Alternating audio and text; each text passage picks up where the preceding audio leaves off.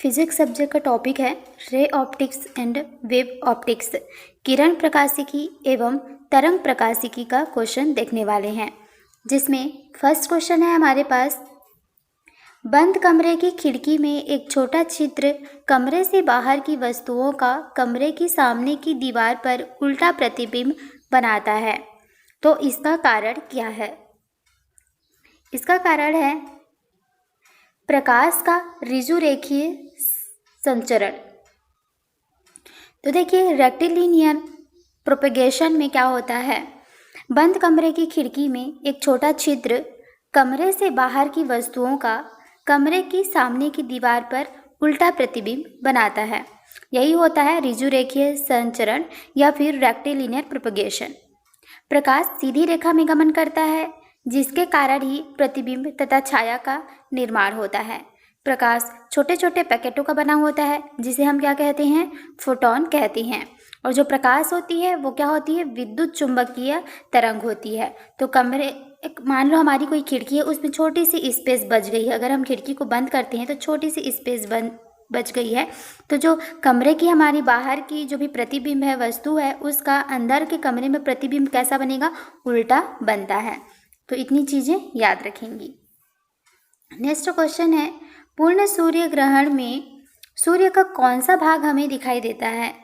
तो जब पूर्ण सूर्य ग्रहण होता है तो उस समय हम सूर्य का कौन सा भाग देख सकते हैं, किरीट भाग देख सकते हैं, जिसको कि इंग्लिश में कोरोना कहा जाता है। पूर्ण सूर्य ग्रहण में सूर्य का किरीट भाग दिखाई देता है। सूर्य ग्रहण एक तरह का पथगमन है, जिसमें चंद्रमा पृथ्वी और सूर्य के मध्य से होकर गुजरता है तथा पृथ्वी से देखने पर सूर्य पूर्ण अथवा आंशिक रूप से चंद्रमा द्वारा क्या हो जाता है, छिप जाता है। यह प्रायः कौन से महीने में होती है, अमावस्या के समय में होती है। इसमें सूर्य, चंद्रमा तथा पृथ्वी तीनों ही एक ही रेखा में होती है, एक सीधी लाइन में होती है। जैसे डायग्राम बनाना चाहूँ तो ये हो गया हमारी सन हो गई, और यहाँ पे बीच में क्या आ जाती है, मून आ जाती है, और यहाँ पर हमारी क्या रहती है, अर्थ हो जाती है। अब सूर्य के बीच में, सूर्य और पृथ्वी के बीच में जब चंद्रमा आ जाती है तो हम पृथ्वी पर रहने वाले लोग सूर्य को नहीं देख पाते, इसी को ही हम इसको सूर्य ग्रहण कह देते हैं। और ये जो घटना होती है वो कहाँ पर होती है, किस महीने में होती है, अमावस्या में होती है। इसमें सूर्य तथा चंद्रमा देखिए तीनों एक ही रेखा में हैं। सूर्य हो गई, चंद्रमा हो गई और पृथ्वी तीनों एक ही रेखा में है, एक ही लाइन में है। लेकिन सभी अमावस्या में सूर्य ग्रहण नहीं होता है। ठीक, नेक्स्ट है, समतल दर्पण द्वारा बनी प्रतिबिंब कैसी होती है? तो जो समतल दर्पण होती है उसमें जो प्रतिबिंब बनता है वह कैसा बनता है, आभासी होता है। हमारे पास देखिए दर्पण तीन तरीके के होते हैं, उत्तल दर्पण होता है, अवतल दर्पण होता है, समतल दर्पण होता है। तो इन सब में जो प्रतिबिंब बनता है उसकी जो प्रकृति और आकार रहती है वो डिफरेंट रहती है। तो अभी हमसे क्वेश्चन में पूछ रहा है समतल दर्पण के बारे में कि समतल दर्पण में जो प्रतिबिंब बनती है वह किस प्रकार की होती है। तो ये क्या होती है, आभासी होती है और वस्तु के बराबर होती है और थोड़ी सी उल्टी होती है। जैसे समतल दर्पण के एग्जाम्पल आप अच्छे से समझ सकते हैं, मिरर। जब हम मिरर देखते हैं तो देखिए, जब हम अपने राइट हाथ को ऊपर उठाते हैं तो हमें मिरर में कैसा प्रतीत होता है कि हम अपने लेफ्ट हाथ को ऊपर उठा रहे हैं। तो यही होता है, उल्टा प्रतिबिंब बनता है। और जितनी वस्तु रहती है उतनी ही बराबर वहाँ पर हमें प्रतिबिंब बनती है। ठीक, और यहाँ पर क्या होती है, आभासी प्रतिबिंब बनती है।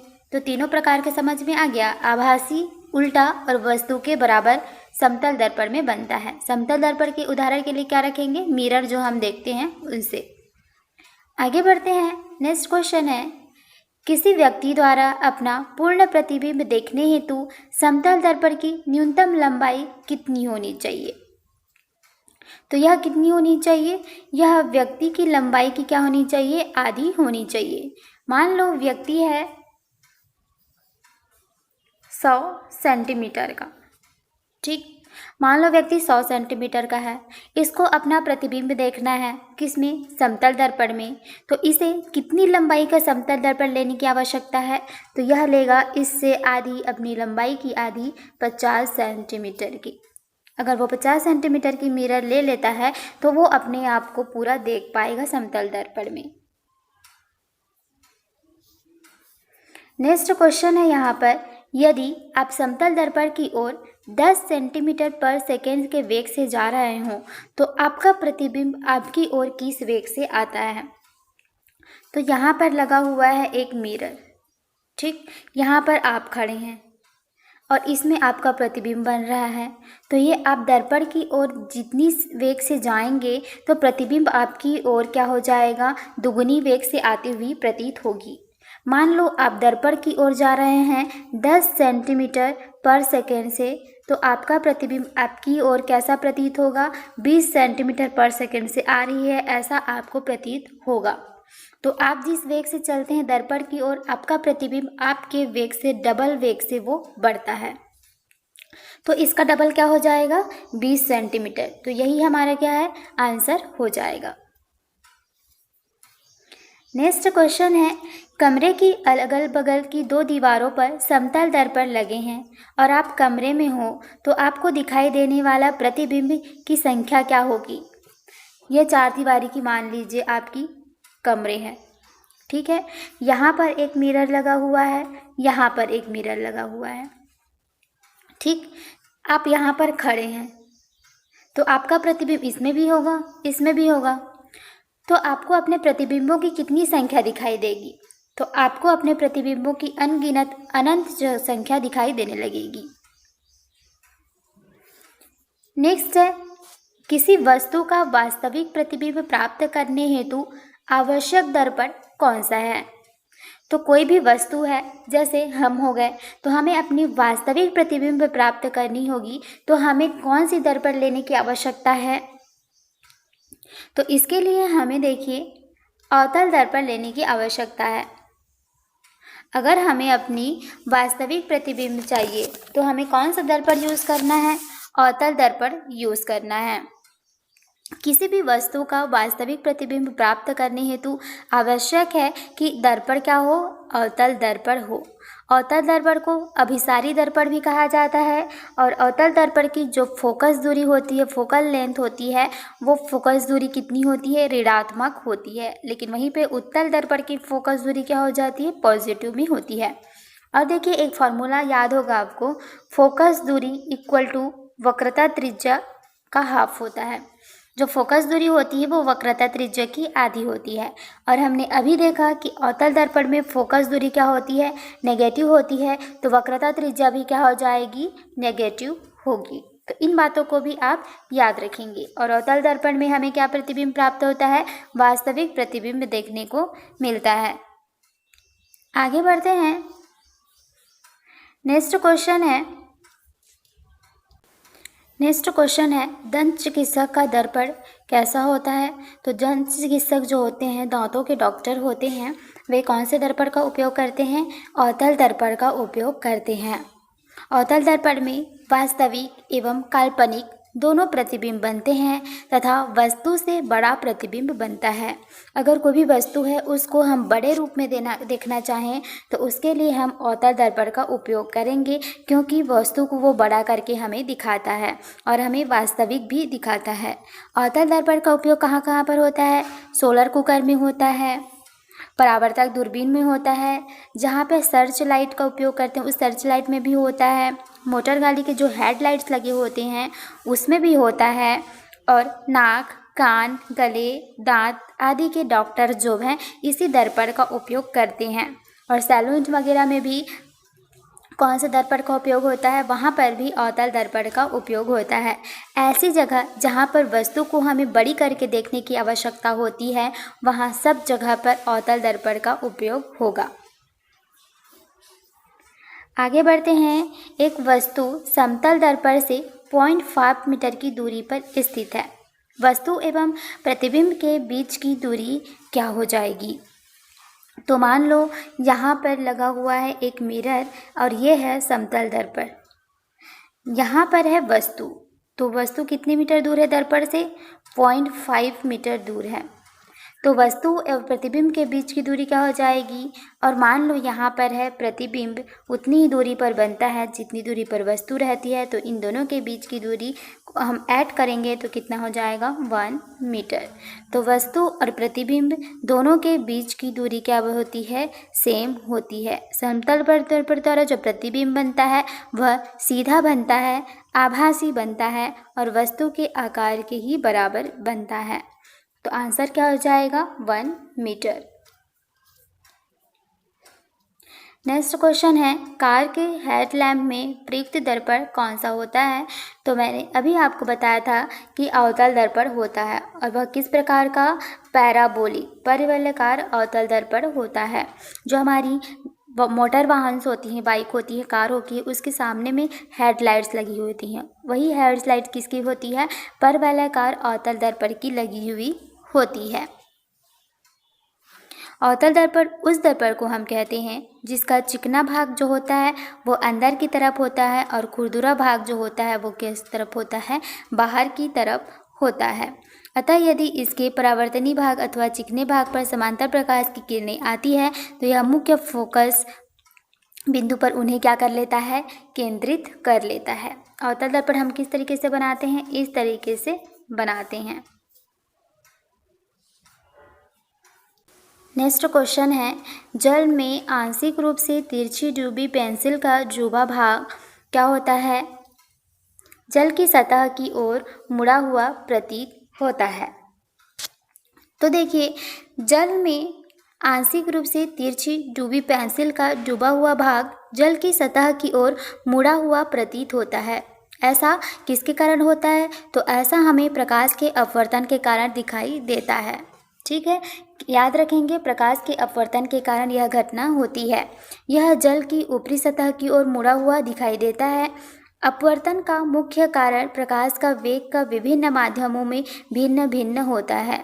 तो जो अपवर्तन होते हैं, तो अपवर्तन के कारण क्या होते हैं, तो इसका कारण होता है कि जो प्रकाश की चाल होती है, प्रकाश का वेग होता है, वो विभिन्न विभिन्न माध्यमों में भिन्न होता है। मान लो प्रकाश का वेग कांच में अलग है तो जल में अलग होगा, तो इसी कारण अपवर्तन की घटना होती है।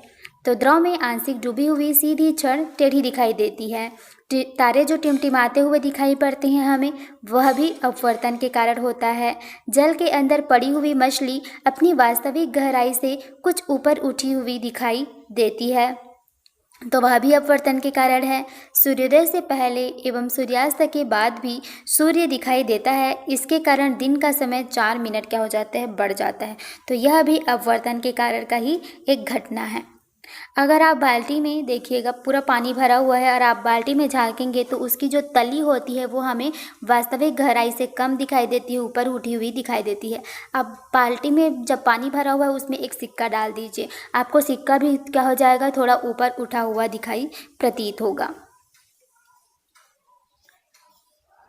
नेक्स्ट क्वेश्चन है यहाँ पर, क्षितिज के नीचे वास्तव में डूब जाने के बाद भी सूर्य कुछ समय तक दिखाई देता रहता है, इसका कारण क्या है।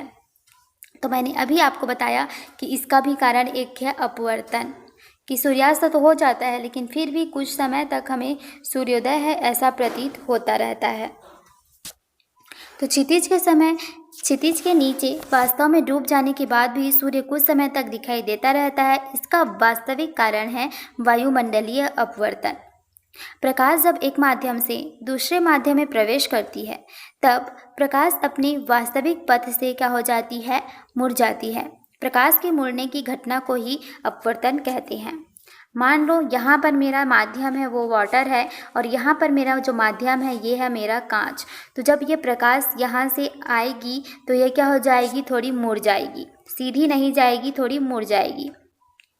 तो इस घटना को कहा जाता है अपवर्तन। अपवर्तन का कारण है कि वह अलग अलग माध्यमों में प्रकाश का वेग अलग अलग हो जाती है और जब अलग अलग होगी तभी वो अपने पथ से जो है वो हटेगी और पथ से हटना ही अपवर्तन है। आगे बढ़ते हैं, यदि वायुमंडल नहीं होता तो दिन की अवधि क्या हो जाती।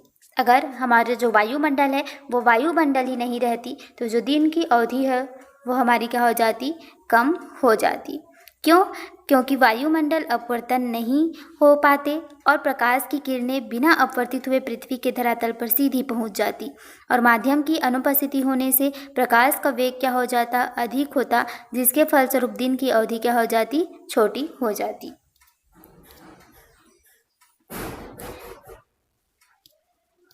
नेक्स्ट क्वेश्चन है, क्षितिज के निकट होने पर सूर्य व चंद्रमा दीर्घ वृत्ताकार प्रतीत होते हैं, इसका कारण क्या है? तो जब क्षितिज के निकट होते हैं तब सूर्य और चंद्रमा दीर्घ वृत्ताकार प्रतीत होते हैं, इलिप्टिकल शेप में है ऐसा हमें प्रतीत होता है। तो इसके कारण क्या है? तो इसका भी कारण है अपवर्तन। इसका भी कारण क्या है? अपवर्तन है। तो देखिए, जब क्षितिज के निकट होने पर सूर्य और चंद्रमा इलिप्टिकल प्रतीत होते हैं तो अपवर्तन के कारण ही सूर्य और चंद्रमा क्या हो जाते हैं? बड़ा दिखता है। जैसे स्विमिंग पूल कम गहरा दिखता है, जल में पड़ी मछली क्या होती है? ऊपर दिखती है। यह सब भी अपवर्तन का ही एक कारण है। और अपवर्तन के फलस्वरूप जो प्रकाश का वेग होता है, तरंग दैर्ध्य होता है, तीव्रता होता है, आयाम जो होता है, वह सब क्या हो जाते हैं? बदल जाते हैं। किंतु जो आवृत्ति होती है वो कभी भी नहीं बदलती। अपवर्तन में आप याद रखेंगे सब कुछ चेंज हो सकता है, लेकिन अपवर्तन में आवृत्ति नहीं चेंज हो सकती। प्रकाश का रंग जो है, प्रकाश की जो भी कलर रहती है वो किस पर डिपेंडेंट रहती है? तरंग दैर्ध्य पर डिपेंडेंट रहती है। नेक्स्ट क्वेश्चन है, इंद्रधनुष का बनना वायुमंडल में वर्तमान जल की बूंदों द्वारा प्रकाश का क्या है? परिक्षेपण व पूर्ण आंतरिक परावर्तन दोनों ही के कारण इंद्रधनुष बनता है। जो इंद्रधनुष बनते हैं, रेनबो बनते हैं हमारे वायुमंडल में, वो किसके कारण बनते हैं? जल की बूंदों द्वारा प्रकाश का परिक्षेपण व पूर्ण आंतरिक परावर्तन, इन दोनों के ही घटना के कारण बनता है। ठीक, इंद्रधनुष हमेशा वर्षा के बाद सूर्य के विपरीत दिशा में बनता है। इसको हमेशा याद रखेंगे। जो इंद्रधनुष होता है वो वर्षा के बाद और सूर्य के विपरीत दिशा में बनता है। इंद्रधनुष बनने का मुख्य कारण प्रकाश का वर्ण विक्षेपण एवं सहायक कारण जो होता है वो प्रकाश का अपवर्तन और पूर्ण आंतरिक परावर्तन। तो इसमें वर्ण विक्षेपण, प्रकाश का अपवर्तन और पूर्ण आंतरिक परावर्तन, ये सभी घटनाएं देखने को मिलती है। नेक्स्ट क्वेश्चन है, वर्षा के रुकने के उपरांत इंद्रधनुष क्या होता है? तो वर्षा के रुकने के पश्चात इंद्रधनुष जो होता है सूर्य के विपरीत दिशा में दिखाई पड़ता है। यह हमेशा सूर्य की विपरीत दिशा में दिखाई देता है और वर्षा के बाद ही बनता है इंद्रधनुष। अब देखिए, जो इंद्रधनुष होते हैं वो दो प्रकार के होते हैं। एक तो प्राथमिक इंद्रधनुष होता है और एक द्वितीयक इंद्रधनुष होता है। तो प्राथमिक इंद्रधनुष के बारे में जानते हैं। जब जल की बूंदों के द्वारा सूर्य के प्रकाश का 2 बार अपवर्तन और 1 बार पूर्ण आंतरिक परावर्तन एवं वर्ण विक्षेपण होता है तो इसका निर्माण होता है प्राथमिक इंद्रधनुष का। यहाँ पर क्या हुआ? 2 बार अपवर्तन हुआ और 1 बार पूर्ण परावर्तन और क्या हुआ? वर्ण विक्षेपण। जब द्वितीयक इंद्रधनुष होती है तो इसमें क्या होता है? 2 बार अपवर्तन होता है, 2 बार पूर्ण आंतरिक परावर्तन होता है और 1 बार वर्ण विक्षेपण होता है। तो याद रखेंगे, प्राथमिक इंद्रधनुष में 2 बार अपवर्तन, 1 बार पूर्ण आंतरिक परावर्तन। द्वितीयक इंद्रधनुष में 2 बार अपवर्तन और 2 बार पूर्ण आंतरिक परावर्तन। तो इस प्रकार जो है इंद्रधनुष बनते हैं। आगे बढ़ते हैं। नेक्स्ट क्वेश्चन है, कांच प्रिज्म से होकर श्वेत प्रकाश से गुजरने पर यह वर्गों में बिखर जाता है, ऐसा क्यों होता है? तो भिन्न वर्ण का प्रकाश कांच में भिन्न वेग से गमन करता है। जैसे मान लो ये मेरा एक प्रिज्म है और यहाँ से प्रकाश आई तो इस प्रकाश, सूर्य की प्रकाश आई तो इस सूर्य के प्रकाश में क्या होते हैं? 7 रंग होते हैं और इन 7 रंगों का अपना एक अलग वेग होता है, अपना एक तरंग दैर्ध्य होता है। तो ये इस प्रिज्म से गुजरते हैं तो इनकी जो वेग होती है वे अपनी अपनी तरंग दैर्ध्य के कारण क्या हो जाती है? अलग अलग वेग होती है। तो इसलिए इस तरीके से वे अलग अलग जो है लाइन में या अलग अलग पाथ में ये प्रिज्म से आगे हमें दिखाई देते हैं। तो यह किसके कारण होता है? इनके वेग में परिवर्तन के कारण ही ये अलग अलग विक्षेपित हो जाते हैं। नेक्स्ट क्वेश्चन है यहाँ पर, निम्नलिखित वर्ण अनुक्रम में कौन सा क्रम उचित रूप में है? तो कौन सा रंग उचित रूप में है? इसको एक ट्रिक से याद रखा जाता है, वाइब्ग्योर। तो देखिए, ये होता है violet, indigo, blue, green, yellow, orange और रेड। तो इसमें देखिए, जो यहाँ पर है नीला, हरा और पीला, यही एक लाइन में है। ये ब्लू हो गया, ये हो गया ग्रीन और ये येलो, तो ये एक साथ हैं, बाकी कोई भी एक साथ नहीं है। तो याद रखेंगे इस वाइवग्योर को, और इससे रिलेटेड जो भी क्वेश्चन आएगा फिर आप लोग लगा सकते हैं, जिसमें जो इसकी तरंगदैर्घ्य होती है बैगनी की, वॉयलेट की, वो कम होती है, और जो रेड होती है इसकी तरंगदैर्घ्य क्या होती है, अधिक होती है। नेक्स्ट क्वेश्चन है प्राथमिक वर्ण कौन कौन से होते हैं। तो जो प्राथमिक वर्ण होते हैं वे हैं जो अन्य वर्गों के मिश्रण से नहीं बनाए जा सकते हैं, वे प्राथमिक होते हैं। तो देखिए जो प्राथमिक कलर होते हैं, प्राथमिक रंग होते हैं, वो कौन कौन से हैं, रेड, ब्लू और ग्रीन, लाल, हरा और नीला, ये क्या होते हैं, प्राइमरी कलर्स होते हैं। और जो सेकेंडरी कलर होता है वो कौन कौन सा हो जाता है, येलो, मैजेंडा और सियान, ये सब क्या कलर हो जाते हैं, सेकेंडरी कलर होते हैं। जैसे यहाँ पर हो गया रेड, ग्रीन और ब्लू। तो इसके बाद जो भी कलर बनते हैं, यहाँ पर मान लो येलो बन गया, यहाँ सियान बनता है और यहाँ पर बनता है मैजेंटा, तो ये सब क्या हो जाते हैं, सेकेंडरी कलर्स होते हैं। नेक्स्ट क्वेश्चन है प्राथमिक वर्ण कौन कौन से हैं। तो हमने अभी देखा है कि लाल, हरा और नीला क्या होता है, प्राइमरी कलर होता है। मैंने आपको डायग्राम से भी बताया था, ये होता है रेड, ग्रीन और ब्लू। यहाँ पर बनता है येलो कलर, यहाँ पर बनता है सियान और इसमें बनता है मैजेंडा। तो रेड, ग्रीन और ब्लू ये प्राइमरी कलर होते हैं, येलो, सियान और मैजेंटा ये क्या कलर होते हैं, सेकेंडरी कलर होते हैं। नेक्स्ट है कैमरे का कौन सा भाग मानव नेत्र की दृष्टिपटल, जिसको कि रेटिना कहते हैं, के समान होता है। तो कैमरे में ऐसा कौन सा भाग है जो हमारी रेटिना की तरह ही है, तो उसका जो फिल्म होता है वह हमारे रेटिना की तरह होता है। जैसे कि देखिए रेटिना पर क्या बनता है, उल्टा प्रतिबिंब बनता है, वास्तविक बनता है और छोटा बनता है। और रेटिना पर बनते प्रतिबिंब को प्रकाश तंत्रिकाएं क्या करती है, मस्तिष्क कर लेके जाती हैं और मस्तिष्क में हमें वो प्रतिबिंब क्या हो जाती है, फिर सीधी करके दिखाई पड़ती है। तो इसी तरीके की जो कैमरे की फिल्म होती है वह भी काम करती है। नेक्स्ट क्वेश्चन है जब कोई व्यक्ति बाहर तेज प्रकाश से एक अंधेरे कमरे में प्रवेश करता है तो कुछ देर तक वह स्पष्ट देख पाने में समर्थ नहीं होता है। आपके साथ भी ऐसा हुआ होगा, जब तेज धूप रहती है, अब वहाँ से आते हैं अपने घरों में तो आप अच्छे से नहीं देख पाते किसी भी चीज़ को। तो यही पूछ रहा है, तो यह किसके कारण होता है, तो ये होता है आइरिस द्वारा पुतली को तुरंत न फैला पाना। जब हम लोग तेज प्रकाश में रहते हैं तो हमारी आंखें क्या हो जाती है, सिकुड़ जाती है। आप देखेंगे कि आप सूर्य को देखते हैं तो आपकी आंखें जो है पूरी नहीं खुल पाती, बंद होने लगती है। तो जब तेज प्रकाश होती है तो हमारी आंखें क्या हो जाती है, सिकुड़ जाती है। और जब हम लोग अंधेरे में जाते हैं तो हमारी आंखें जो होती हैं वो बड़ी बड़ी हो जाती है। तो यही बोल रहा है कि जब डायरेक्ट हम लोग प्रकाश से थोड़े अपने कमरे में आते हैं तो हम अच्छे से नहीं देख पाते। तो इसका कारण इसलिए होता है कि जो आइरिस होती है वो अपनी पुतली को फैला नहीं पाती है तुरंत, इसलिए। नेक्स्ट है नेत्र का समायोजन सिलियारी मसल्स के द्वारा होता है।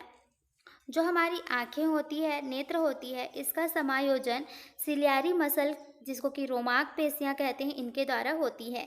इन पेशियों की सहायता से लेंस अपने स्थान पर जकड़ा रहता है। यह वस्तु की दूरी के अनुसार लेंस की फोकस दूरी को बढ़ाने या घटाने का काम करता है। तो सिलियारी मसल्स क्या करती हैं, जो हमारी आंखों में लेंस होती है उसकी जो फोकस दूरी होती है उसको बढ़ाने या घटाने का काम करती है।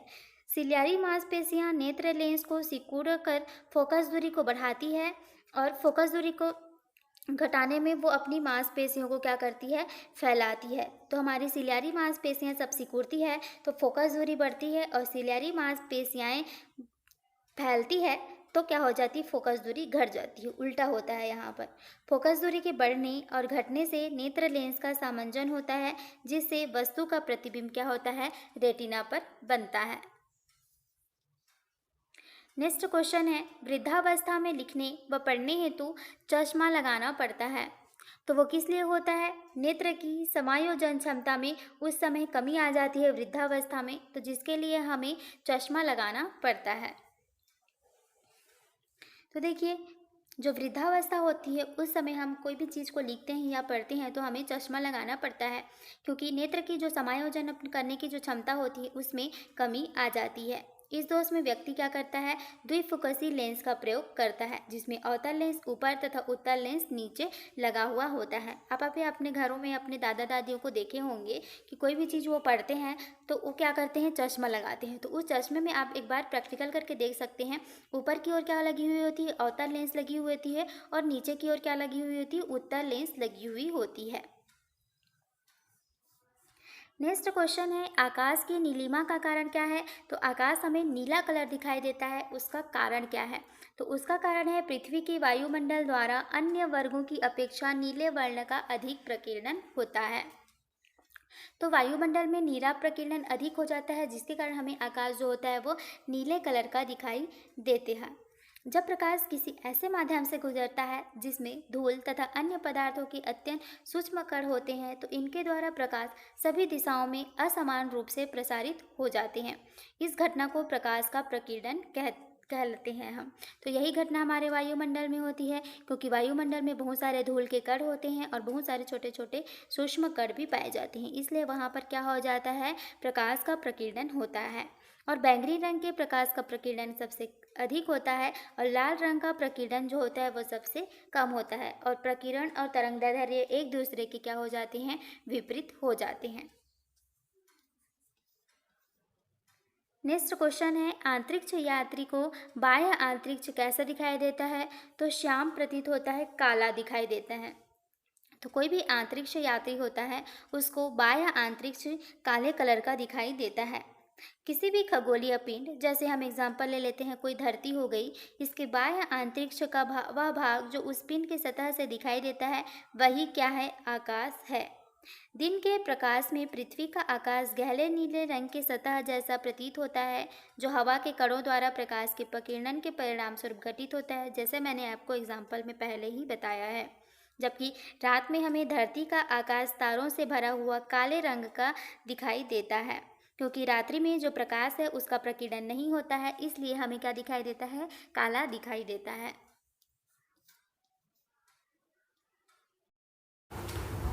नेक्स्ट क्वेश्चन है, बाह्य अंतरिक्ष में स्थित अंतरिक्ष यात्री सभी दिशाओं में दिन के समय तारे देख पाते हैं।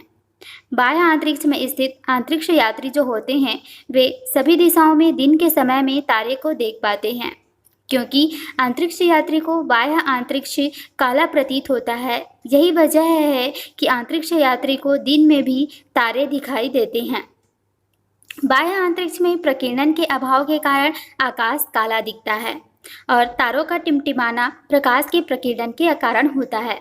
अब उनको बाह्य अंतरिक्ष काला दिखाई देता है, तो काला होने के कारण वो क्या करते हैं, दिन के समय तारे को देख पाते हैं। जैसे कि हम लोग दिन में उजाला रहता है तो हम लोग तारे को नहीं देख पाते, लेकिन रात में जब अंधेरा हो जाता है उसी समय हम तारे को देख पाते हैं। लेकिन जो व्यक्ति अंतरिक्ष में होता है, बाह्य अंतरिक्ष में होता है, उन लोग के लिए दिन में भी वायुमंडल क्या होता है, काला होता है, इसलिए वो तारे को देख पाते हैं। तो कारण समझ में आ गया। आगे बढ़ते हैं। नेक्स्ट क्वेश्चन है, सूर्यास्त के पूर्व सूर्य गहरा नारंगी लाल अभियुक्त प्रतीत होता है। क्यों? क्योंकि सूर्य के प्रकाश को अधिक मोटे वायुमंडल में गमन करना पड़ता है। सूर्यास्त के पूर्व सूर्य गहरा नारंगी लाल अभियुक्त प्रतीत होता है, क्योंकि सूर्य के प्रकाश को अधिक मोटे वायुमंडल में गमन करना पड़ता है, जिससे अन्य वर्ण प्रकीर्णित हो जाते हैं और पृथ्वी तक नहीं पहुंच पाते हैं। लाल रंग के प्रकाश का जो तरंगदैर्घ्य होता है वह सबसे अधिक होता है, जिसके कारण इसका प्रकीर्णन नहीं होता है तथा यह दूर तक गमन करती है। नेक्स्ट क्वेश्चन है, साबुन के बुलबुले को श्वेतवर्णी प्रकाश में देखने पर उनमें अनेक रंग दिखाई देते हैं। ऐसा इसलिए होता है क्योंकि बुलबुलों द्वारा परावर्तित प्रकाश के व्यतिकरण के कारण। अब देखिए, जो साबुन के बुलबुले को श्वेतवर्णी प्रकाश में देखते हैं तो उनमें अनेक रंग दिखाई देता है।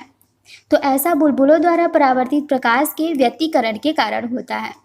जब समान आवृत्ति की दो प्रकाश तरंगें किसी माध्यम में एक ही दिशा में गमन करती है तो उनके अध्यारोपण के फलस्वरूप प्रकाश की तीव्रता परिवर्तित हो जाती है और इसी घटना को प्रकाश का व्यतिकरण कहते हैं। नेक्स्ट क्वेश्चन है यहाँ पर, वस्तुओं के त्रिआयामी प्रतिबिंबों की अभिलेखन की जो तकनीक होती है उसे क्या कहा जाता है? उसे हम होलोग्राफी कहते हैं या फिर स्वलेखन। तो वस्तुओं के त्रिआयामी प्रतिबिंबों की अभिलेखन की जो तकनीक होती है वह कहलाती है होलोग्राफी। प्रकाश सभी तल में संचरित न होकर किसी खास तल में संचरित होता है, ऐसा प्रकाश ध्रुवित प्रकाश कहलाता है और यह घटना जो होती है ध्रुवण कहलाती है। होलोग्राम एवं होलोग्राफी की जांच ध्रुवण की घटना पर आधारित होता है। नेक्स्ट क्वेश्चन है, एक स्थान से दूसरे स्थान तक तरंग के गमन में क्या होता है? ऊर्जा का अभिगमन होता है। अब देखिए, जो एक स्थान से दूसरे स्थान तक तरंग यात्रा करती हैं उनमें ऊर्जा का क्या होता है? अभिगमन होता है। तरंग का अर्थ होता है लहर। जैसे कि भौतिकी में तरंग का अभिप्राय अधिक व्यापक होता है, जहां यह कई प्रकार के कंपन या दोलन को व्यक्त करते हैं। इसके अंतर्गत यांत्रिक, विद्युत चुंबकीय, ऊष्मीय इत्यादि कई प्रकार की तरंग गति का अध्ययन किया जाता है। नेक्स्ट क्वेश्चन है, परिदर्शी पेरिस्कोप में होने वाली प्रकाश की जो घटना है वह क्या कहलाती है? तो जो पेरिस्कोप होते हैं उनमें जो प्रकाश की परिघटना होती है वह कहलाती है परावर्तन और अपवर्तन। जो परिदर्शी होते हैं, पेरिस्कोप होते हैं, उनमें होने वाली प्रकाश की परिघटना परावर्तन और अपवर्तन कहलाती है। यदि अवरोध का आकार बहुत छोटा हो तो प्रकाश अपने सरल रेखीय संचरण से हट जाता है। वह अवरोध के किनारों पर मुड़कर छाया में प्रवेश कर जाता है। तो प्रकाश के इस प्रकार अवरोध के किनारों पर थोड़ा मुड़कर उसकी छाया में प्रवेश करने की घटना को प्रकाश का विवर्तन कहते हैं। प्रकाश की किरणों का किसी माध्यम में बिखराव की घटना क्या कहलाती है? प्रकीर्णन कहलाती है।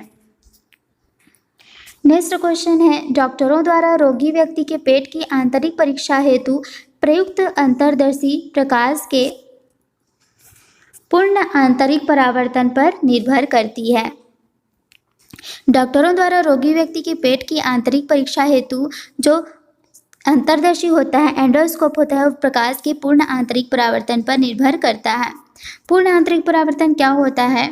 प्रकाश जब सघन माध्यम से विरल माध्यम में प्रवेश करती है तो वह अभिलंब से दूर भागती है। जैसे कि ये हो गया एक माध्यम है और ये हो गया दूसरी माध्यम, यह है सघन माध्यम और यह है विरल माध्यम। तो प्रकाश सघन माध्यम से विरल माध्यम में आती है तो सीधी रेखा में ना जाकर ये होता है अभिलंब, अभिलंब से दूर हट जाती है। तो इसे क्या कहा जाता है?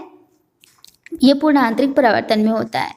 और जब यदि विरल माध्यम से सघन माध्यम में जाती है, विरल से सघन माध्यम में जाती है तो वह अभिलंब की ओर झुक जाती है। यदि सघन माध्यम में आपतन कोण का मान बढ़ाया जाए तो अपवर्तन कोण का भी मान क्या हो जाता है? बढ़ता जाता है। यदि निश्चित आपतन कोण ऐसा प्राप्त होगा जिसके लिए अपवर्तन कोण का मान क्या हो? 90 डिग्री हो, तो इस आपतन कोण को क्रांतिक कोण कहते हैं। इस प्रकार प्रकाश की किरणों के उसी माध्यम में वापस लौट जाने की जो घटना होती है उसे पूर्ण आंतरिक परावर्तन कहते हैं। नेक्स्ट है, मानव नेत्र का वह भाग जो फोटोग्राफी कैमरा की द्वारक के समान कार्य करता है वह कौन सा है? तो जो सिलियरी मसल्स होते हैं, रोमाक पेशियां होती है, ये फोटोग्राफी जो कैमरा होता है उसके द्वारक के समान काम करता है। अब देखिए, मानव नेत्र का वह भाग जो फोटोग्राफी कैमरा की द्वारक के समान कार्य करता है वह कौन सी है? मैंने आपको यहाँ पर ऑप्शन नंबर सी बता दिया है, इसको करेक्ट कर लीजिए। यहाँ पर सही आंसर डी नहीं होगा, सही आंसर क्या होगा? पुतली होगा, प्यूपिल होगा इसका सही आंसर। तो मानव नेत्र का वह भाग जो फोटोग्राफी कैमरा की द्वारक के समान काम करता है वह क्या कहलाता है? पुतली कहलाता है। पुतली आइरिस में एक छोटा सा छिद्र होता है जिसके द्वारा प्रकाश जो होता है वो हमारे नेत्र में प्रवेश करता है, क्योंकि ये सभी प्रकाश को क्या कर लेते हैं? अवशोषित कर लेते हैं। इसीलिए इसका रंग जो होता है वो काला होता है। और प्रकाश की उपलब्धता के अनुसार पुतली के आकार में को बढ़ाने या घटाने का कार्य कौन करता है? आइरिस करता है। तो आपसे पूछे कि हमारी नेत्र में जो प्यूपिल होती है, पुतली होती है, उसकी जो साइज होती है उसको बढ़ाने या घटाने का काम कौन करता है? आइरिस करता है। आइरिस के रंग के आधार पर नेत्र का रंग होता है। आइरिस नेत्र में प्रवेश करने वाले प्रकाश की मात्रात्मक नियंत्रण करता है। हमारी आँख में जो प्रकाश प्रवेश करती है उसको नियंत्रित करता है आइरिस। तो ये बात याद रखेंगे कि यहाँ पर सही आंसर क्या हो जाएगा? सी इसका सही आंसर है। आगे बढ़ते हैं। नेक्स्ट क्वेश्चन है, फोटोग्राफी कैमरे की संख्या कितनी होती है? तो फोटोग्राफी कैमरे में एफ संख्या लेंस की जो होती है फोकल दूरी व द्वारा के व्यास के अनुपात को दर्शाती है। तो यहाँ पर क्या हो जाता है, ये फॉर्मूला क्या बनेगा? n equal to F divide by D. इसमें f क्या होता है? फोकल लेंथ होता है, और d क्या होता है? प्रभावी द्वारा का व्यास होता है। किसी भौतिक वस्तु के निकलने वाले विकिरण को किसी संवेदनशील माध्यम जैसे फोटोग्राफी की फिल्म, इलेक्ट्रॉनिक चिप आदि के ऊपर रिकॉर्ड करके जब कोई स्थिर या चलायमान छवि बनाई जाती है तो उसे फोटोग्राफ कहते हैं। व्यापार, विज्ञान, कला एवं मनोरंजन के क्षेत्र में फोटोग्राफी जो होती है बहुत से उपयोग होते हैं। नेक्स्ट क्वेश्चन है हमारे पास, प्रकाश विद्युत से। तो प्रकाश विद्युत सेल क्या करती हैं? प्रकाश ऊर्जा को विद्युत ऊर्जा में परिवर्तित कर लेती है। जब कोई पदार्थ, धातु एवं अधातु, ठोस, द्रव, गैस किसी विद्युत चुंबकीय विकिरण जैसे एक्सरे, दृश्य प्रकाश आदि से ऊर्जा अवशोषित करने के बाद इलेक्ट्रॉन उत्सर्जित करता है तो इसे फोटो इलेक्ट्रिक इफेक्ट या प्रकाश विद्युत प्रभाव कहते हैं। इस प्रक्रिया में इलेक्ट्रॉन निकलते हैं और उन्हें प्रकाश इलेक्ट्रॉन कहते हैं। तो देखिए, जो प्रकाश विद्युत सेल होता है वो प्रकाश ऊर्जा को विद्युत ऊर्जा में परिवर्तित कर देता है। नेक्स्ट क्वेश्चन है, आँख की जो पुतली होती है वो क्या करती है? प्रकाश की मात्रा के अनुसार स्वतः समायोजित हो जाती है। तो आँख की पुतली प्रकाश की मात्रा या तीव्रता के अनुसार अपने आप ही समायोजित हो जाती है। वह आइरिस में एक छोटा सा छिद्र होता है जिसके द्वारा प्रकाश जो होती है नेत्र में प्रवेश करती है, क्योंकि यह सभी प्रकाश को अपने ऊपर अवशोषित कर लेती है। इसलिए इसका जो कलर होता है वो क्या होता है? ब्लैक कलर होता है। और प्रकाश की उपलब्धता के अनुसार पुतली अपने आकार को बढ़ा या घटाने में समर्थ रहती है, और ये कार्य किसके द्वारा होता है? आइरिस के द्वारा होता है। नेक्स्ट है, प्रतिदीप्ति लैंप एवं टेलीफोन की पिक्चर ट्यूब प्रतिदीप्ति परिघटना द्वारा प्रकाश उत्सर्जित करते हैं, जो क्या है? ऑप्शन नंबर डी इसका सही आंसर है। टेलीविजन ट्यूब में इलेक्ट्रॉनों के पुंज तथा प्रतिदीप्ति लैंपों में पराबैंगनी किरणों के कारण उत्पन्न होता है। जो प्रतिदीप्ति लैंप होते हैं और टेलीविजन होते हैं, टेलीविजन की पिक्चर ट्यूब प्रतिदीप्ति परिघटना द्वारा प्रकाश उत्सर्जित करते हैं। जो टेलीविजन ट्यूब में इलेक्ट्रॉनों के पुंज तथा प्रतिदीप्ति लैंप में पराबैंगनी किरणों के कारण उत्पन्न होते हैं। इलेक्ट्रॉन जो है ऋणात्मक कण होता है, इसमें ऋण आवेश होता है, और पराबैंगनी किरणों को ओजोन परत क्या करती है? अपने ऊपर अवशोषित कर लेती है। नेक्स्ट है, प्रकाश के वेग की तुलना में रेडियो तरंगों का वेग क्या है? तो प्रकाश के वेग की तुलना में रेडियो तरंगों का वेग क्या होता है? एक समान होता है। रेडियो वेव्स वे विद्युत चुंबकीय तरंगे हैं जिनका तरंग दैर्ध्य 10 सेंटीमीटर से 100 किलोमीटर के बीच में होता है, और ये मानव निर्मित भी होता है और प्राकृतिक भी होता है। इनका प्रयोग मुख्यतः बिना तार के वातावरण या बाहरी व्योम के द्वारा सूचना का आदान प्रदान या परिवहन में होता है। इन्हें अन्य विद्युत चुंबकीय तरंगों से इनकी तरंग दैर्ध्य के आधार पर पृथक किया जाता है, जो अपेक्षाकृत अधिक लंबी होती है। नेक्स्ट क्वेश्चन है, वर्ण जिसको कि रंग भी कहा जाता है, इसका संबंध किससे है? इसका संबंध है आवृत्ति से। वर्ण का संबंध आवृत्ति से है, और रंग प्रकाश का गुण है। इसके 3 गुण होते हैं, रंगत, मान और सघनता। वर्ण प्राथमिक रंगों में लाल, हरा, नीला इसके प्राइमरी कलर हैं। रंग मानवीय आंखों में संवेदना क्या उत्पन्न करता है? ये कलर्स जो होते हैं हमारी आंखों में संवेदना उत्पन्न करते हैं। नेक्स्ट क्वेश्चन है, लेज़र के अनेक अनुप्रयोगों में से एक अनुप्रयोग कौन सा नहीं है? तो लेज़र के वैसे तो बहुत सारे उपयोग होते हैं, लेकिन इनमें से कौन सा उपयोग नहीं है? ये होलोग्राफी में उपयोग आता है, चिकित्सा में आता है, शल्य चिकित्सा में आता है, लेकिन नियंत्रित ताप नाभिकीय अभिक्रियाओं में लेज़र का उपयोग नहीं होता है। लेज़र का फुल फॉर्म क्या है? Light amplification by stimulated emission of radiation, ये लेज़र का फुल फॉर्म है। लेज़र प्रकाश पुंज का फैलाव बहुत कम होता है, लेकिन उसकी दीप्ति तीव्रता बहुत अधिक होती है। नेक्स्ट क्वेश्चन है, पराश्रव्य तरंगों का उपयोग। जो पराश्रव्य तरंगे होते हैं इनका उपयोग इन सभी चीज़ों के लिए होता है। गहरे जल में डूबी वस्तुओं की खोज तथा उनकी गहराई ज्ञात करने हेतु इसका उपयोग किया जाता है। यकृत, लीवर, अग्नाशय, वृक्क, हृदय जैसे मानव अंगों के रोगों व असमानताओं के निदान हेतु उपयोग करते हैं। तेल व खनिज निक्षेपों के भूमिगत चित्रांकों हेतु इनका प्रयोग किया जाता है। तो इन सभी चीज़ों के लिए पराश्रव्य तरंगों का उपयोग लाया जाता है। पूर्ण आंतरिक परावर्तन होता है जब प्रकाश कहाँ से जाती है? जब प्रकाश जो है वह सघन माध्यम से विरल माध्यम की ओर एवं आपतन कोण क्रांतिक कोण से अधिक होता है, तो इस कंडीशन में पूर्ण आंतरिक परावर्तन होता है। पूर्ण आंतरिक परावर्तन और किस किस में होता है? जैसे हीरे का चमकना, यह भी पूर्ण आंतरिक परावर्तन के कारण होता है। रेगिस्तान में मृग मरीचिका का बनना, यह भी पूर्ण आंतरिक परावर्तन के कारण होता है। इंद्रधनुष का बनना, जल में पड़ी हुई परिक नदी का चमकीला दिखाई देना, यह सब पूर्ण आंतरिक परावर्तन के उदाहरण हैं।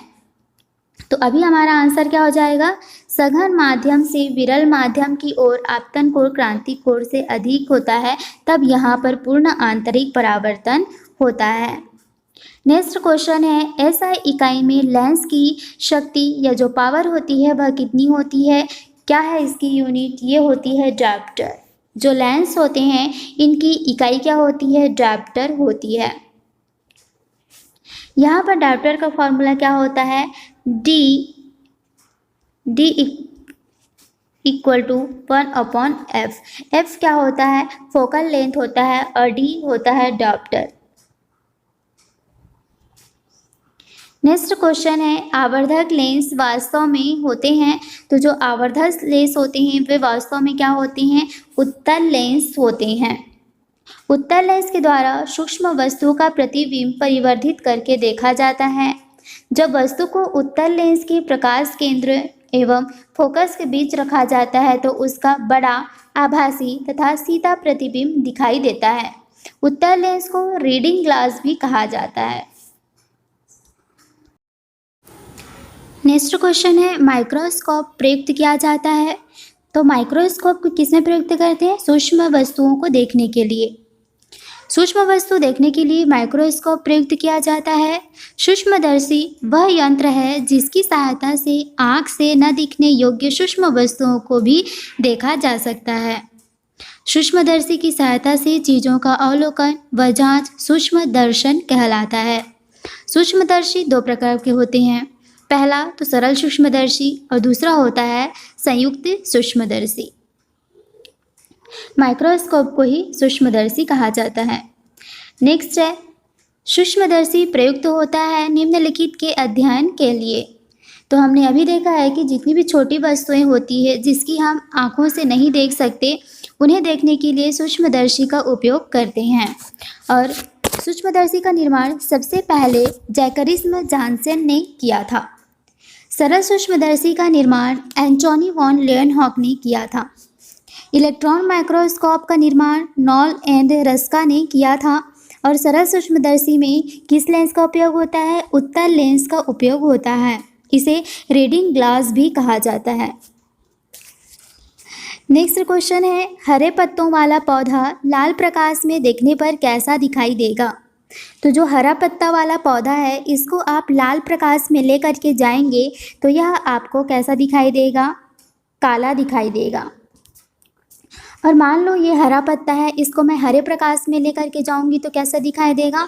हरा दिखाई देगा। और हरे पत्ते वाले पौधे को मैं अगर वाइट कलर में लेकर के जाऊंगी तो उस समय ये क्या दिखाई देगा? हरा दिखाई देगा। तो कोई भी कलर है वह अपने जो खुद की कलर होती है उस लाइट में वही रंग दिखाई देती है और सफ़ेद रंग में दिखाई देती है। उसके अलावा किसी भी कलर में लेकर के जाएंगे तो वो क्या दिखाएगी? काला कलर दिखाई देगी। जैसे ये हरा पौधा हो गया तो हरा पौधा सिर्फ हरे रंग और सफ़ेद रंग में ही हरा रंग दिखेगा, बाकी सभी कोई भी प्रकाश हो जाए यहाँ पर उसमें क्या दिखाई देगी? काला दिखाई देगी। ठीक, जैसे कि रेड रोज़ को मैं अगर रेड कलर में लेकर के जाऊंगी तो वो रेड दिखाई देगी। इसी रेड रोज़ को मैं वाइट कलर में लेकर के जाऊंगी तो वो भी क्या दिखाई देगी? रेड दिखाई देगी। लेकिन इसी रेड रोज़ को मैं अगर येलो कलर में लेकर के जाऊंगी तो क्या दिखाएगी? ब्लैक दिखाई देगी। और रेड और वाइट के अलावा और कोई भी कलर में लेकर के जाएँ वो क्या दिखाई देगी? ब्लैक दिखाई देगी। जैसे मेरा कोई ड्रेस है, वो है मेरा येलो कलर का, तो ये येलो कलर और वाइट कलर में येलो दिखाई देगी और बाकी किसी भी कलर में मैं जाऊंगी तो वहाँ क्या दिखाएगी? काला कलर की दिखाई देगी। समझ में आया कॉन्सेप्ट? ठीक, आगे बढ़ते हैं। यदि किसी पात्र में द्रव की किसी मात्रा की आभासी गहराई 15 सेंटीमीटर है, यदि इसकी वास्तविक गहराई 20 सेंटीमीटर हो तब द्रव का अपवर्तनांक क्या होता है? तो अपवर्तनांक का फॉर्मूला क्या होता है? अपवर्तनांक इक्वल टू जो उसकी वास्तविक गहराई है उतना डिवाइड बाय इसकी आभासी गहराई। तो इसकी वास्तविक गहराई कितनी बताई है? 20, तो म्यू इक्वल टू 20 और इसकी आभासी गहराई कितनी बताई है? 15। तो अगर हम लोग 5 से डिवाइड करेंगे तो 4/3 और क्या आ जाएगा? 4/3 को से 1.33। तो इसकी अपवर्तनांक कितनी आ गई? 1.33। फॉर्मूला याद हो गया? म्यू इक्वल टू वास्तविक गहराई, रियल उसकी जो गहराई है वो, और डिवाइड बाय आभासी। नेक्स्ट क्वेश्चन है, प्रकाश के लिए निम्नलिखित कथनों में से कौन सा गलत है? तो वह निर्वात में से नहीं गुजर सकती, ये रॉन्ग है। जो प्रकाश होती है वो निर्वात से भी गुजर सकती है। तो देखिए, वह ध्वनि की गति से अधिक तीव्रता से चलती है। तो हम सबको पता है कि जो प्रकाश की गति होती है वह ध्वनि से अधिक होती है। दूसरा, वह निर्वात में से भी गुजर सकती है, तो निर्वात से नहीं गुजर सकती, ये गलत हो जाएगा। जो प्रकाश होते हैं निर्वात से गुजर सकते हैं, लेकिन जो ध्वनि होती है वो निर्वात से नहीं गुजरती है। ध्वनि के गुजरने के लिए कोई ना कोई माध्यम की आवश्यकता होती है। और जो प्रकाश की चाल होती है, स्पीड होती है, वो कितनी होती है निर्वात में? ये होती है 3 × 10⁸ मीटर पर सेकेंड। नेक्स्ट क्वेश्चन है, प्रकाशीय तेज निम्नलिखित सिद्धांत पर काम करता है। तो जो प्रकाशीय तेज होता है ये परावर्तन के सिद्धांत पर काम करता है।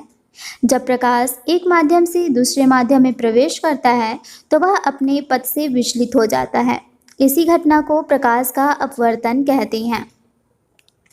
जब प्रकाश विरल माध्यम से सघन माध्यम में प्रवेश करता है तो वह अभिलंब की ओर मुड़ जाता है, और जब प्रकाश सघन माध्यम से विरल माध्यम में प्रवेश करता है तो वह अभिलंब से क्या होता है? दूर चला जाता है।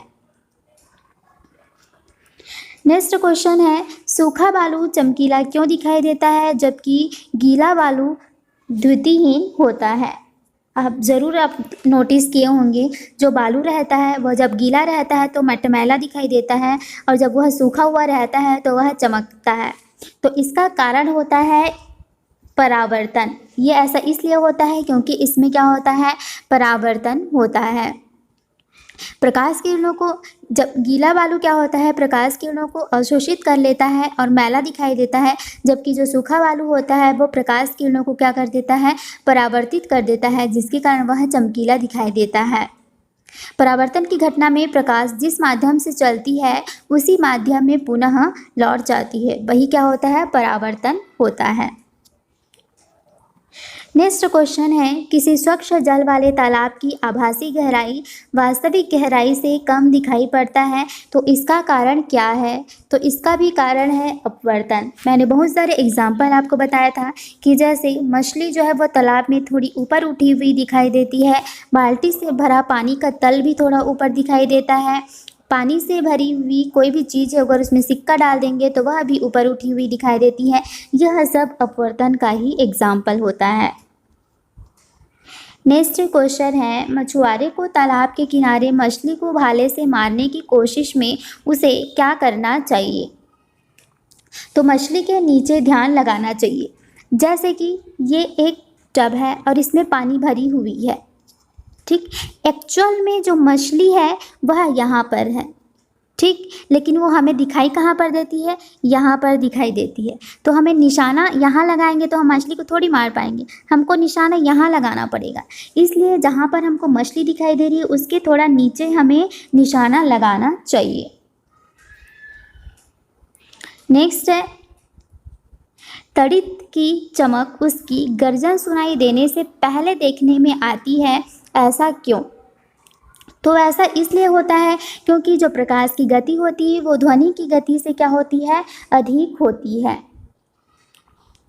तो आप देखिए, जो भी गर्जन होती है वो हमें बाद में सुनाई देती है और उसकी चमक हमें पहले ही आ जाती है।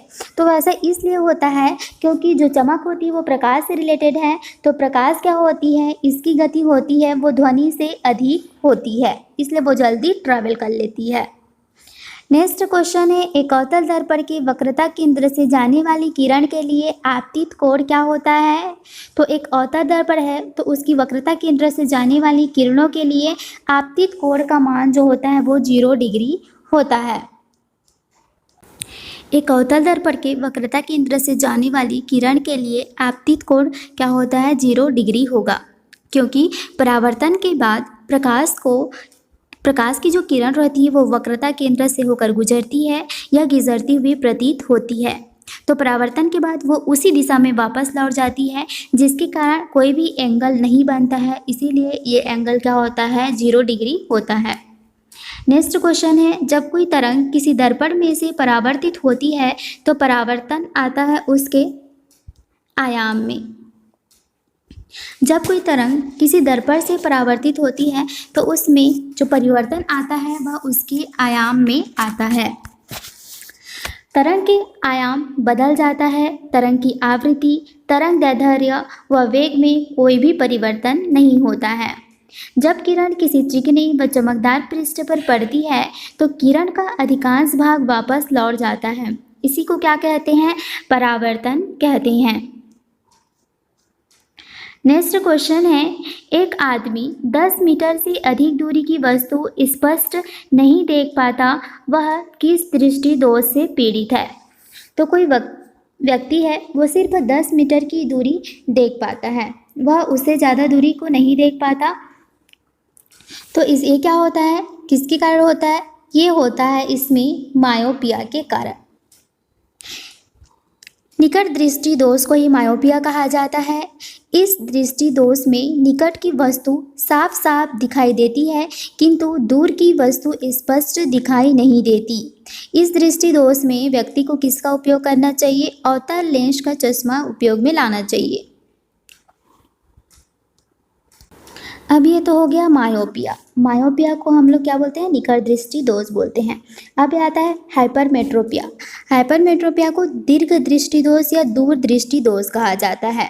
इस दृष्टि दोष में व्यक्ति दूर की वस्तु तो स्पष्ट देख सकता है लेकिन निकट की वस्तु को स्पष्ट नहीं देख सकता, और इस दृष्टि से दोष व्यक्ति को उत्तल लेंस से बना हुआ चश्मा उपयोग में लाना चाहिए। नेक्स्ट क्वेश्चन है, एक मनुष्य को 75 सेंटीमीटर दूरी तक नहीं दिखाई पड़ने पर कौन सा दृष्टि दोष होगा? अब कोई व्यक्ति है, इसको क्या हो रहा है कि 75 सेंटीमीटर से दूर वो वस्तु नहीं देख सकता। जैसे ये हो गया 75 सेंटीमीटर तक वो देख सकता है और इससे आगे को वो नहीं देख सकता, तो इसको क्या होगा? हाइपरमेट्रोपिया होगा। हाइपरमेट्रोपिया मतलब दीर्घ दृष्टि दोष। इस दृष्टिदोष में दूर की वस्तु स्पष्ट दिखाई देती है, किंतु निकट की वस्तु स्पष्ट नहीं दिखाई देती। इस दृष्टिदोष में उत्तल लेंस का चश्मा उपयोग में लगाना चाहिए। अब देखिए, जो सामान्य मनुष्य रहते हैं वो उसकी स्पष्ट दूरी कितने सेंटीमीटर तक होती है? 25 सेंटीमीटर तक इसकी स्पष्ट दूरी होती है, जो स्वस्थ मनुष्य होते हैं उनमें। ठीक है, बाकी मैंने निकट दृष्टिदोष और दूर दृष्टिदोष दोनों का ही बता दिया है। नेक्स्ट क्वेश्चन है, निम्नलिखित में से किससे सूर्य प्रकाश को नाभि बिंदु पर लाने में प्रयोग किया जाता है? तो किसके उपयोग में लाया जाता है? अवतल दर्पण का उपयोग में लाया जाता है। जैसे यहाँ पर कोई चीज़ रखी हुई है, कागज़ रखी हुई है, और यहाँ पर हम ले लेते हैं एक अवतल दर्पण। ये हो गया हमारा एक अवतल दर्पण, और सूर्य की प्रकाश इसमें आ रही है अवतल दर्पण में। तो क्या हो जाएगी? ये प्रकाश को एक जगह पर, एक बिंदु पर हिला करके केंद्रित कर देता है, और ये यहाँ पर आग उड़ जाती है और कागज़ जो है वो जल जाता है। तो सूर्य के प्रकाश को एक जगह पर एकत्रित करने के लिए हम लोग कौन सी दर्पण का उपयोग करते हैं? अवतल दर्पण का उपयोग करते हैं। अवतल दर्पण उस दर्पण को कहते हैं जिसका चिकना भाग अंदर की तरफ एवं खुरदुरा भाग जो होता है वो बाहर की तरफ होता है। इस दर्पण के परावर्तनी भाग अथवा चिकने भाग पर समांतर प्रकाश की किरणें आती है, तो यह मुख्य फोकस बिंदु पर उन्हें केंद्रित कर लेता है। यही इसका गुण है कि ये प्रकाश को क्या कर लेता है? मुख्य फोकस पर केंद्रित कर लेता है।